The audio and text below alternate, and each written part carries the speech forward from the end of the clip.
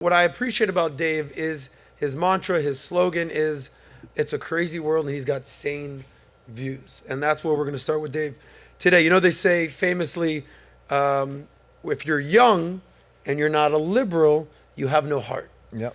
But when you're older and you're not a conservative, you have no Brain. So for our brainiacs over here that are completely in the progressive camp, just so they know, the evolution from you going from a liberal to a conservative, you were more of a libertarian. You said you voted for Gary Johnson, then you went in the Trump camp. Then you joined sort of the, hey, let's get Florida Governor DeSantis on board here. Now you're aligned obviously more with Trump since DeSantis has dropped out. We covered that on PBD Podcast. Check that out. So famously, you had that conversation with Larry Elder where you saw in real time, you're like, holy shit, what? Everything I thought I knew, Larry Elder, who's been on the show before, super smart guy, kind of broke it down for you. So as a liberal who has transformed into this just mass appeal, conservative, sane guy, our progressives over here, what's the future hold for them if they keep this same ideology? And what's the future hold if they wake up and become a little more sane like Dave Rubin? Oh, well, I mean, if you keep the progressive ideology and the woke ideology, I mean, it leads to endless misery, childless, familyless, probably broke, endless misery. It's interesting because I'm not really a conservative in like the truest sense of conservative. I would say I'm a classical liberal, which is hard to explain from an American context at this point because the word has just been so mucked up. But I believe in individual rights. Everyone should be treated exactly the same under the law. I believe in laissez-faire economics. The government shouldn't do that much. I believe in basic law and order, and I believe in borders, things like that. All of those things sort of make you sound like a conservative now, but for the way America operated for 200 plus years, those were liberal values. Mm-hmm. If we were in England during the Enlightenment in 1700, those were liberal values. But progressivism basically, well, I guess we'll see what happens over the course of the next 2 hours, but progressives generally there's the very thin veneer of tolerance. They talk about tolerance a lot and they talk about decency a lot. And they make everything sort of sound nice, but under that very thin veneer, you usually will find somebody that really wants to control the world. That's often quite nasty and racist, actually, and those are the things that are quite anti-liberal. So it's a shame, unfortunately, that the progressives have hijacked liberalism. Interesting. Yeah. So the progressives, thus leaving a guy like me and you to be hanging out with conservatives, being like, oh, I guess we have a lot of common cause with these guys. I would say that the most important voices out there tend to be more conservative-leaning people. I challenge you to find voices on the left who are kind of making sense these days. But that's why I want to bring the ladies into the equation here. He just said, they're kind of kooky, they're kind of nuts. They're trying to, you said, take over the world. What was the word you said exactly? Well, I believe the world is what it is, and you can figure out a way to work within that to make a good life for yourself. Progressives generally have an authoritarian view of the world. Like, you can make the world bow to your views. Mm-hmm. You can make the world, communism sort of, or socialism or Marxism, they always end up killing an awful lot of people. They don't do it in the name of controlling people. They do it in the name of tolerance and diversity, and everyone should be equal, and equity, and all of these things. And what they end up realizing is, if you want everyone to be equal, you're going to have to kill an awful lot of people to get there, because human nature means that we're different. We have different starting points. We finish in different places. We have different skills. Some people are born rich and lose it all. Some people are born poor and gain it all. That's all what the gestalt of life is all about. And unfortunately, I think progressives, it's just not a well thought out ideology. It's really, how do you feel about something? And, you feel that way? Let's see if you can make everyone else feel that way. And if you look at the scoreboard, whether you go to Mao's China, you go to Stalin's Russia. Got to kill a lot of people. They've killed a lot more people than even Adolf Hitler did in Nazism in Germany. So you're hearing all this. Dave's saying that you, Pixie, you're trying to take over the world right here. You're trying to indoctrinate everybody into your political thought. You hear the words woke, and you hear DEI, and you hear ESG, and you hear these globalist type things. How do you respond to some of the accusations that Dave Rubin has said about your people? I'd like to know a little bit about what you think of the world. Like, what do you think progressivism means, I suppose? Yeah, I guess when I'm talking about progressivism or wanting to live in a more progressive society, what I usually use as a model for is a lot of countries in Europe, Finland, Sweden, Very white France, countries. Germany. I mean, there are countries that basically have instituted a variety of social programs to help their lower classes basically get a fair education and a fair start of life. I think there's a lot of inequality in the world, and I'm not saying that all of it is like unwarranted, but I think that when it especially comes to children, I don't think there should be any child that goes hungry. I don't think there's any child that should have a poor education. I think every child should have an opportunity to grow and thrive, and that we shouldn't basically be screwed over because of decisions that our parents made that we didn't get to choose to do. So that's where I start from this idea that like skills are developed and we can help people develop those skills and be able to come to their own versus, oh no, this is just life, leave it that way, whatever. So that's where I stand when it comes to How do you feel things. about capitalism in general? I don't think capitalism is like inherently evil, like how some people claim it is. I think that it's not suited for every single industry. I think that sometimes when there's a for-profit motive, it can actually make the industry worse when it comes to what they're trying to achieve. So for example, having private prisons, for-profit prisons, well, what does that incentivize? It incentivizes lobbyists to try to get more harsh laws passed that aren't equitable to the crime actually committed so that more people end up in prison because they make a profit out of people being in prison. So it's not every single industry having a for-profit motive is bad, but there's certain ones that we should be like, whoa, wait a second. Are you actually getting in the way of a good society because of your for-profit motive? And then I'm going to let Dave respond to, obviously, what Aaron has to say.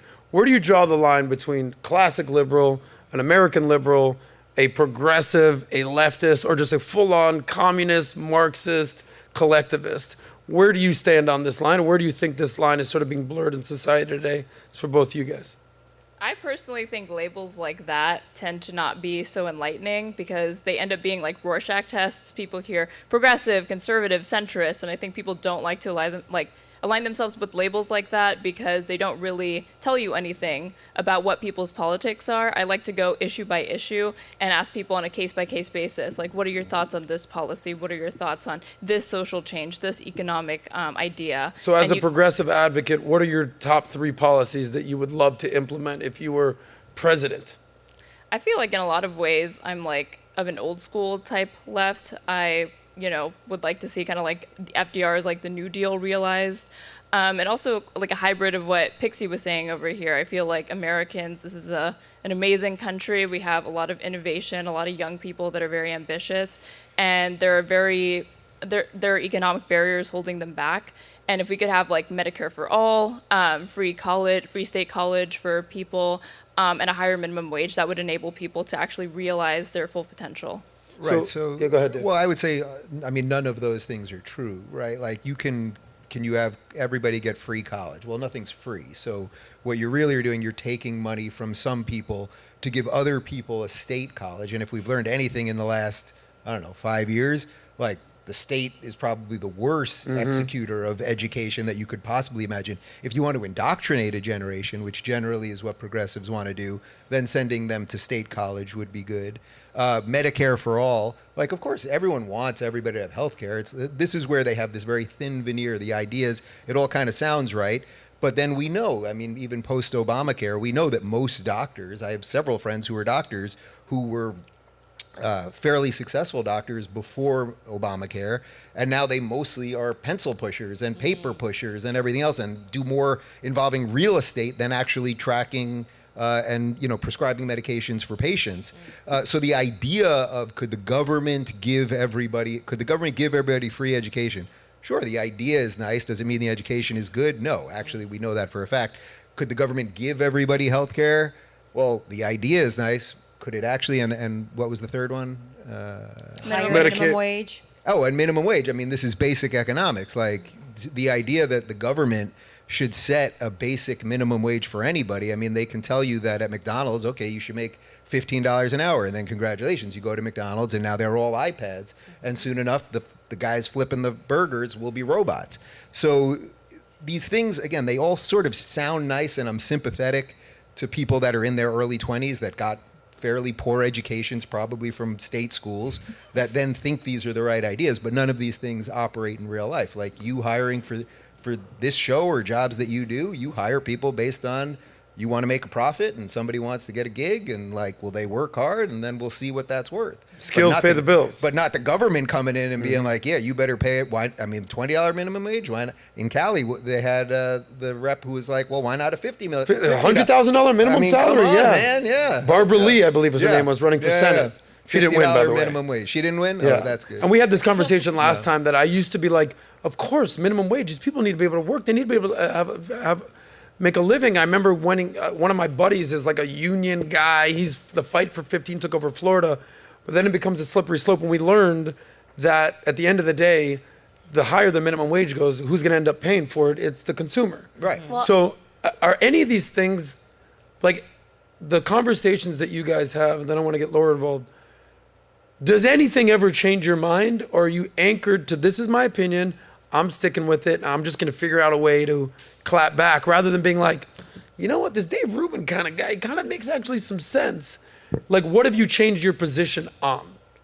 I'm open to having my mind changed. The problem is that usually when people give a rebuttal like what you just said about the minimum wage, then it comes back to, well, like, you know, economics 102 teaches us about like the inelasticity and elasticity of a good. So basically, if you're going to say, oh no, the cost goes back to a consumer, well, it depends on how elastic a good is. So if it comes to something like toilet paper, like for example, people have to buy toilet paper. That's a good that doesn't really, you know, change that much. People will continuously buy it. The price range basically stays like more fixed in a way. Like if somebody charges like $2 per toilet paper roll, well, people are still going to go buy it.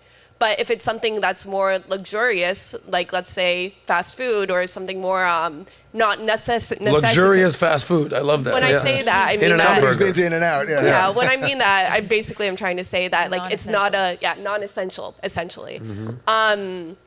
Well, then the price range has a lot more elasticity. It can change more. People are like, oh, well, I don't really have to buy this hamburger meal, whatever. I can just, you know, actually cook some food instead, for example. Or you can just eat bugs. That's what they want.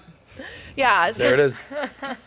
Yeah. Thank you, Humberto. Check your text. So the point is that when it comes to this whole idea of like, oh, minimum wage increasing automatically makes like everything like more expensive. Well, it depends on how elastic a good is. But back to the original point, I am open to changing my mind. I always like to have like in-depth arguments, and I really think my stuff out through. So it's not that I'm not like, I don't think I'm infallible. It's just like I look to have more conversations so that my mind could hopefully be changed in certain areas. Yeah, I have to say that's great to hear. You hear that so rarely from a progressive these days. I would also say like a simple way to kind of game this through would be open a business of some kind, whatever you're interested in. Like open a pizza shop and then kind of look at the books. I got to pay this much for dough. I got to hire somebody behind the counter and somebody to clean up. And then suddenly start thinking, well, should the government be telling me how much I should be paying this person? Or I'm selling this amount of pizza, I'm buying this amount of material, I got to pay my rent, blah, blah, blah. And then very quickly you will learn that the government should have nothing to do with that. I mean, I've started several businesses, and the more that you do, you realize, oh, the government is already taking my money in a whole series of ways, from property taxes to payroll taxes and everything else. They're already regulating you in ways that you cannot imagine, that in terms of opening a business, or even if you wanted to become a hairstylist, getting a license or whatever else it might be.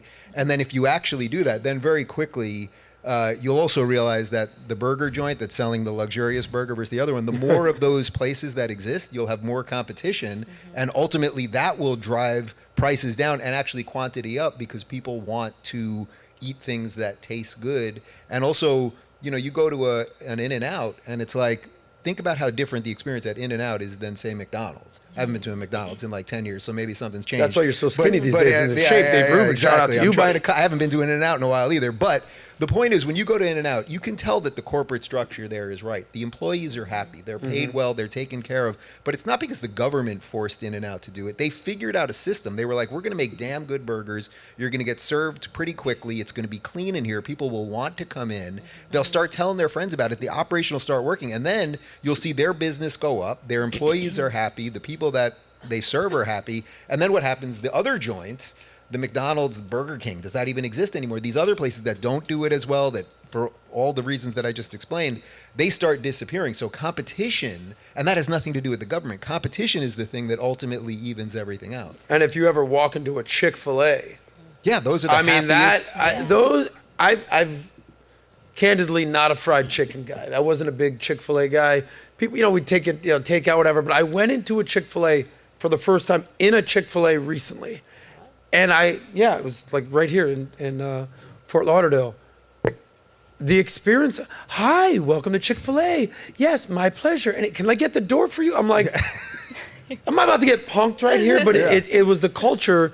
That's someone, like, I think they're closed on Sundays. Yeah. They've had a lot of backlash like that because they're anchored to actual American beliefs, service, community, religion. Christian chicken. There you go, right there. I want to get Laura's opinion on, and not that you guys are like advocating communism, Marxism, or something like that, but your family's from Cuba. Yeah. And there's been a lot of flare-ups in Cuba recently. I mean, there's always happening right now. And you're from Australia. You're starting to see some of the cracks in the Australian system. Go to Laura first. But for sure. I want to go to you first Cuba. about what you've learned being a Cuban American and why so many Cubans or Venezuelans or people that have fled communist countries are like, no, I'm not playing that game. That's not for me. Not for me.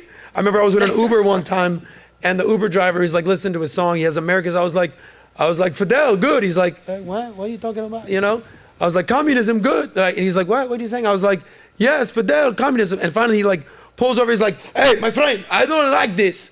This is not for me. Like, impassioned. What is it about communism, socialism that Cubans, specifically South Americans, have learned about that ideology? Well, it's very obvious. I mean, obviously they destroyed their country. They had to come over here. They saw something incredible, and they don't want that to happen again here. But I have to say what you were saying about when you're young, you're lib, then you learn a little bit, you become older, and then you become conservative. Yeah. That's what I feel is going on. So you're talking about like, will they change their minds? 100% to your point. What you're saying is basically live a little. I think that means like have a business, employ some people. Then you're not going to be saying all this about these crazy minimum wage. You would not. It would just be impossible. So to your point, like when you've experienced these kind of things, that's when you change your mind because you've lived a little bit. Every single government agency to all these things, I'm reiterating what you said, but from healthcare to education is done so much more poorly with the government than it is done privately, that is what becomes so obvious when you become a little bit older, when you're younger. And I get that it sounds naive to us because it's just so obvious because again we're a little bit older, we've experienced things, but it's sweet. I understand the heart behind it. It just doesn't make any sense. But to the point about the Cubans, I mean, again, you saw it happen. It destroyed your country. You're a successful person. It's all been burned to the ground. You come here to have something wonderful and you see it happening again. I think I mentioned this once, but my grandmother said straight up, and this was a few years ago, it was around like pandemic 2020 time when everything started to really ratchet up. She's like, I'm watching the playbook happen step by step what happened to Cuba. Your grandma said my that. grandmother Abuela, said that. Shout out to Abuela right now. So she saw what did she say, the playbook that she saw in the 50s, 60s versus today? Exactly. What she saw happen in Cuba was playing out here. She's like, as if it was a book, step by step, every single thing that was happening here. Give me some examples. What are those things? I mean, when it was a lot of stuff with censorship, it was a lot of, obviously in 2020, there was like a lot of riots and stuff. Imagine they were shutting down businesses, all of the things that we all experienced during 2020, that to us, it was really extreme, but it was kind of like this drop in the bucket, which some of us were protesting, right? Where some of us were saying, hey, let me work. Hey, I'm not going to close down all this. And some of us were pushing back, but some were just like, the government told me to, so I'm going to. And obviously that's frightening to some people because they've seen it before. And it starts with free speech. Whoa, whoa, whoa. If you like that one, click right here to watch the full SOSCAST. And don't forget to subscribe to the channel.